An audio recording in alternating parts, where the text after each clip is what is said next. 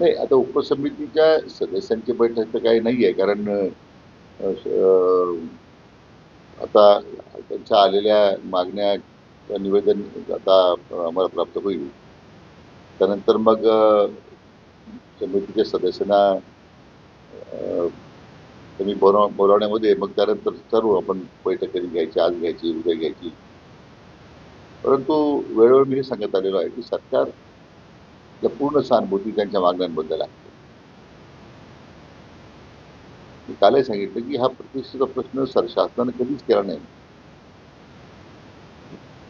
ज्या मागण्या आपण त्यांच्या म्हणजे मागण्या आपण विचारात आपण घेतलेल्या आहेत, त्यामध्ये विशेष करून मी गेले 2 दिवस ते सांगतो की हैदराबाद गॅझेटरमधून जे काही लोकांचे दाखले उपलब्ध होतील त्यांना दाखले देण्याबद्दल कार्यवाही करावी. आणि अद्यापही मला वाटतं की ती कार्यवाही सध्या सुरू आहे.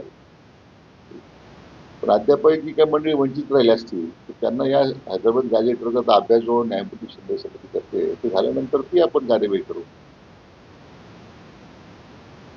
बाकीच्या ज्या गोष्टी आहेत साधारण त्यांच्या मागण्यासंदर्भात त्यांनी आता मी काही ते पाहिलं नाही.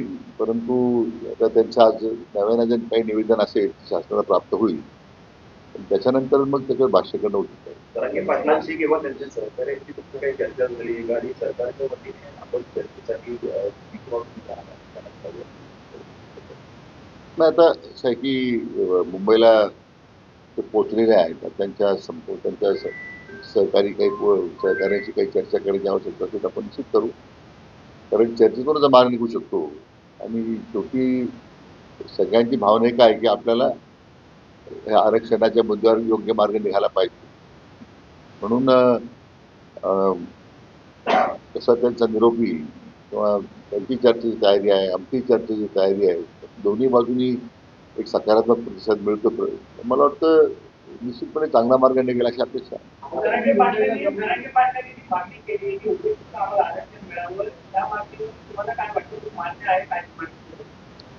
आहे की यापूर्वी एक शासनाची भूमिका आपण पूर्वीच आपण निर्णय केला होता की आरक्षण देताना इतर कोणत्याही समाजाच्या आरक्षणाला आपण धक्का लावू देणार नाही ही आपली भूमिका राहील.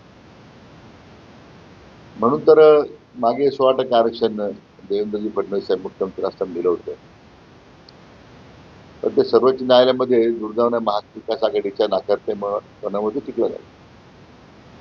आता आपण मान्य शिंदेसाहेब मुख्यमंत्री झाल्यानंतर पुन्हा त्याच्यावर मोठा त्याच्यावर सुद्धा अशाच प्रकारचा गदारोळ झाला होता आणि नंतर 10% आरक्षण द्यायचा निर्णय झाला. तो अद्यापही टिकून आहे दुर्दैवाने.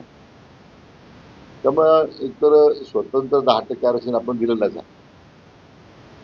आता मान्य जरांगे पाटलांची जी काही मागणी असेल निश्चितच आता त्यांचं ज्यावेळी निवेदन आम्हाला प्राप्त होईल त्यामुळे मग मला त्याच्यामध्ये नंतरच मग आपण त्याच्या संदर्भात भाष्य करता येईल. आता यापूर्वी मी सांगितलं होतं की खरं म्हणजे जे काही महाराष्ट्राचे जे नेते आहेत मग ते शरद पवार असतील, माननीय उद्धव ठाकरे असतील, मग काँग्रेसचे पुढारी आहेत जे आज देश पातळीवर सुद्धा राहुल गांधीची एक वेगळी भूमिका आहे. त्यांच्या राज्यातल्या पुढाऱ्यांची काय भूमिका आहे. काँग्रेसला स्वतःची भूमिकाच नाही दुर्दैवाने. राज्यामध्ये हा पक्ष पूर्ण म्हणजे लयाच गेलेला आहे.